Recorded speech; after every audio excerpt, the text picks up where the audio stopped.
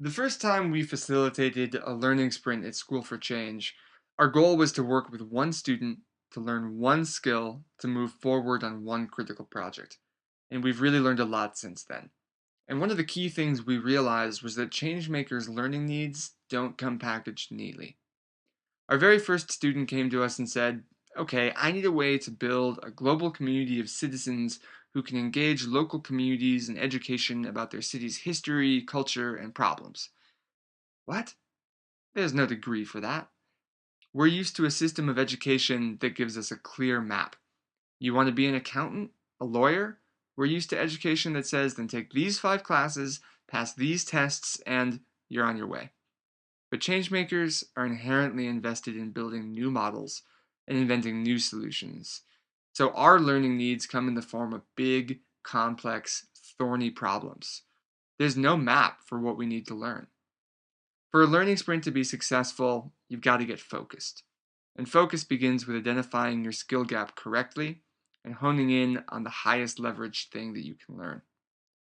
On the canvas, the first question is, what challenge in your work most excites you right now?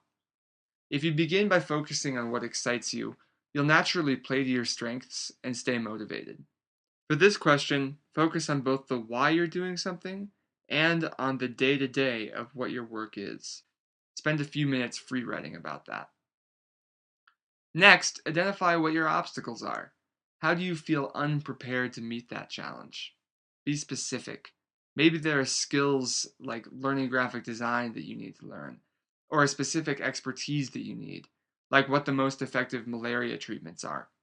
Or maybe your obstacles are more institutional, like knowing how to manage your team well.